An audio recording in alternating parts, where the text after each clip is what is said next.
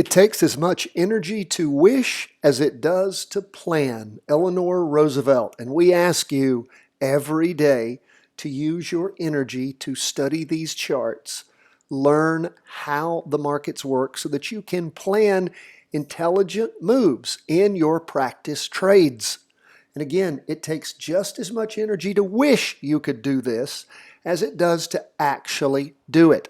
As you listen, fill out your daily market worksheets. If you're listening to this broadcast, your weekly market worksheet. This is the comprehensive review and forecast brought to you every Friday for free here at chartingwealth.com. We see stocks are down for the day. We see that bonds and gold are up. And of course, after we do our first four big charts, those you're interested in more, we'll do Bitcoin, which is down. We'll do real estate, which is down. And we will do oil, which is up. Okay, folks, let's jump into these markets. What do we see?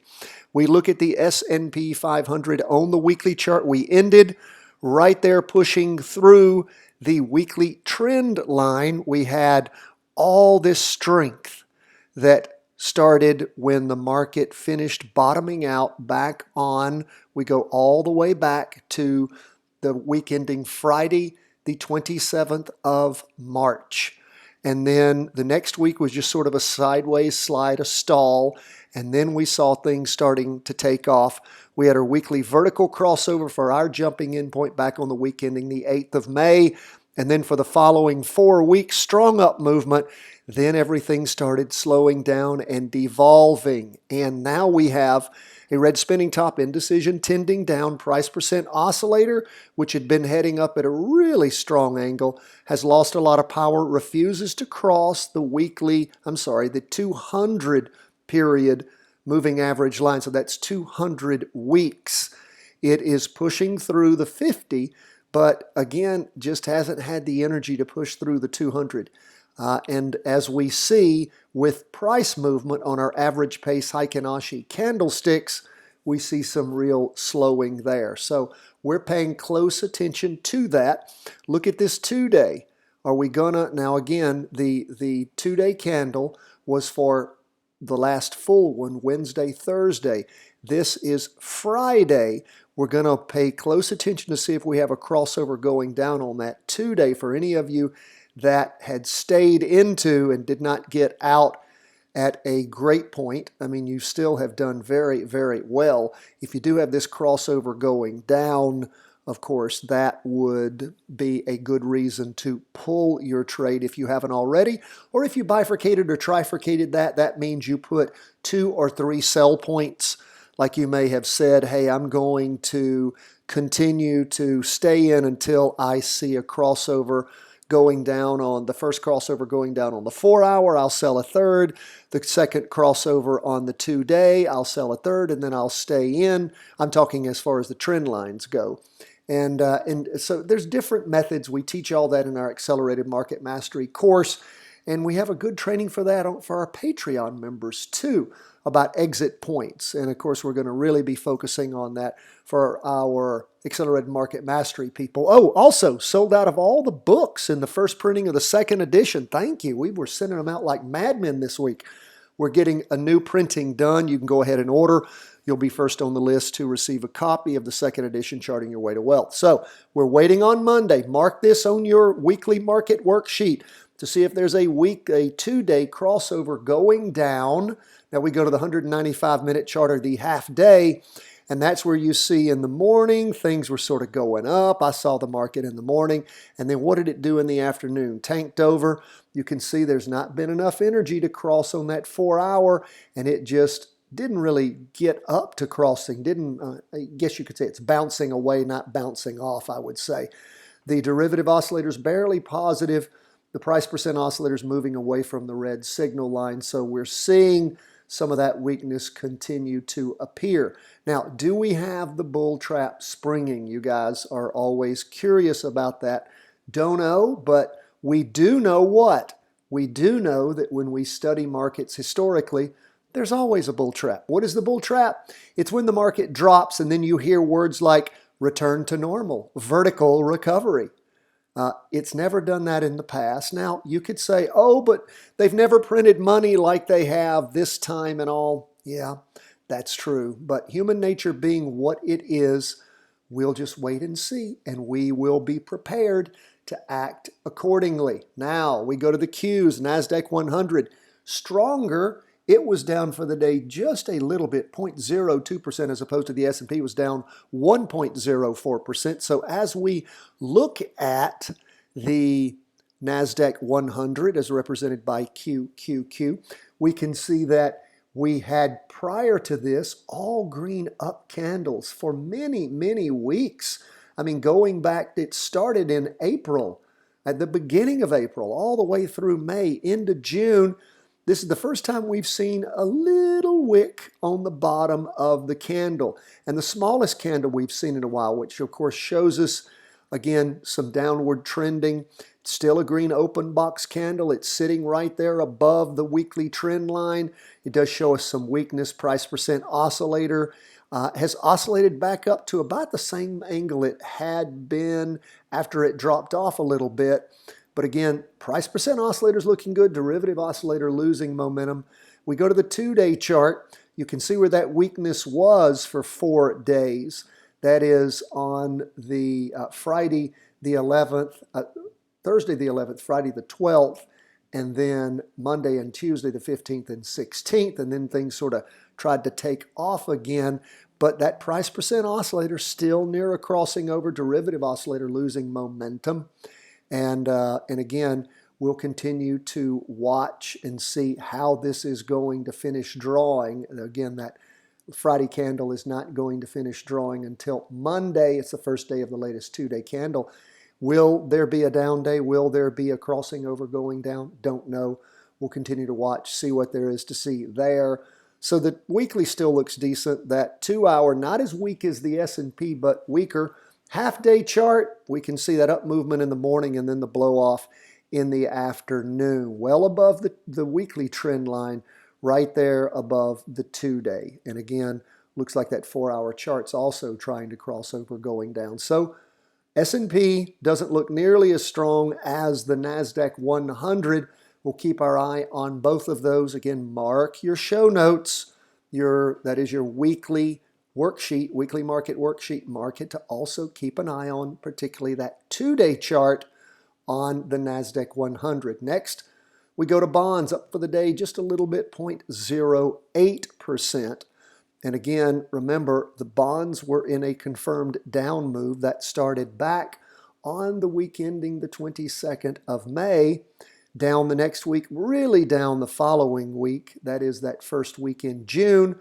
And then it's sort of slid sideways and up since then. This is a green open box candle moving up. It does have a little wick on the bottom. Price is sitting right there on both the weekly and 2-day trend lines. The trend had been heading down a lot stronger on the price percent oscillator. It's lost some of that downward energy, and we see that the derivative oscillators also lost some downward energy. It's almost flat, maybe I think a little less than that. We go to the 2-day.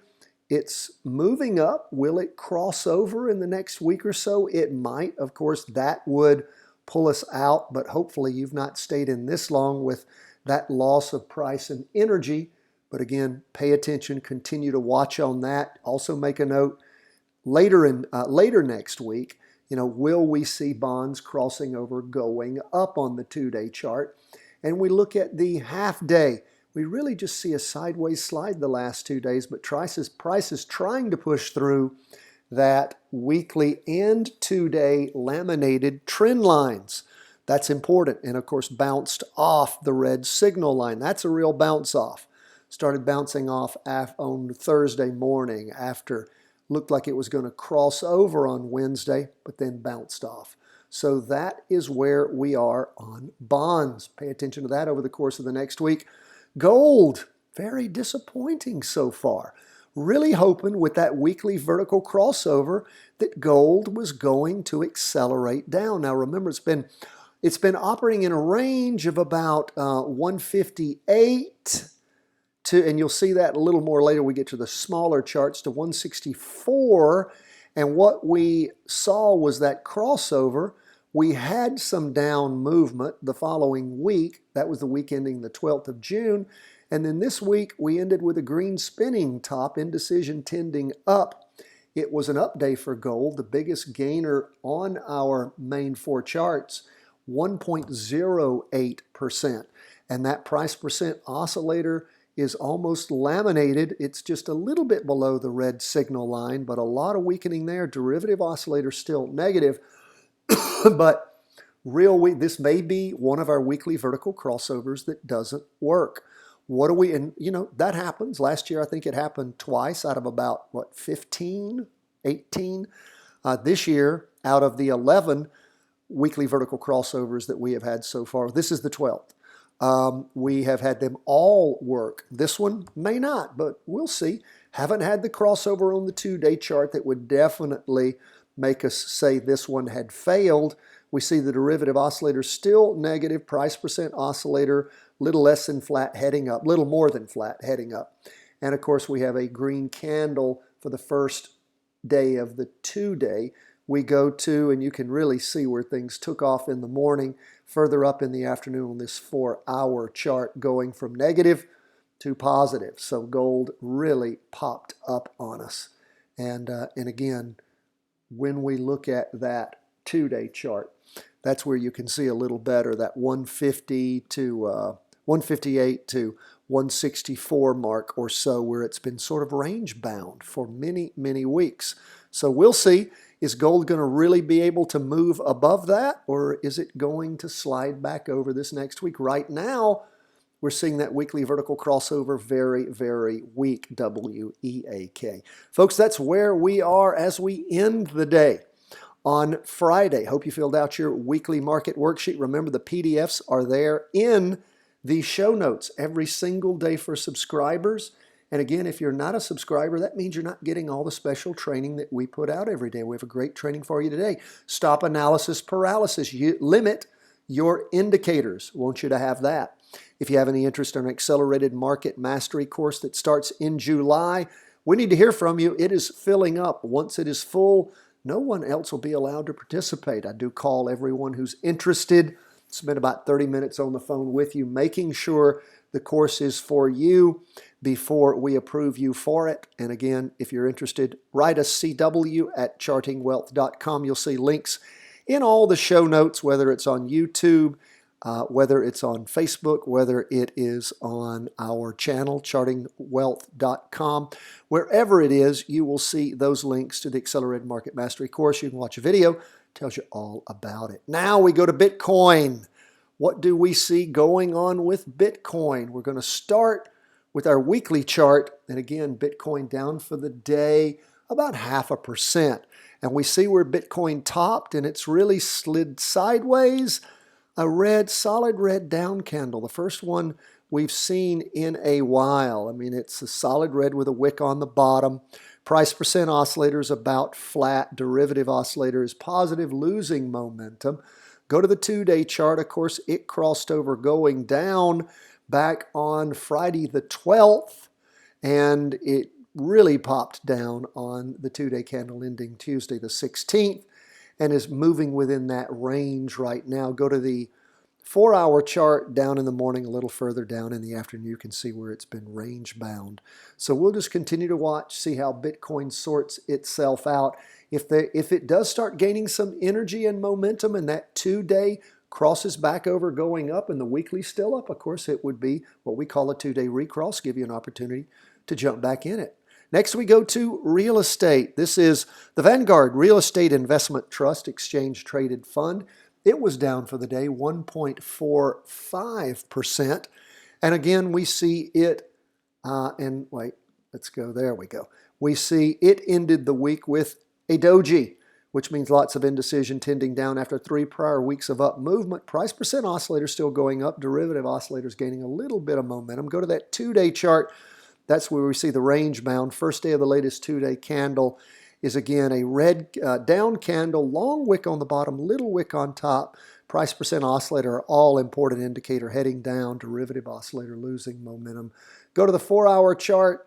Up in the morning a little bit, rolling over in the afternoon. So again, we're just going to have to wait and see what is going to go on with real property. When is it going to start gaining some more of that energy.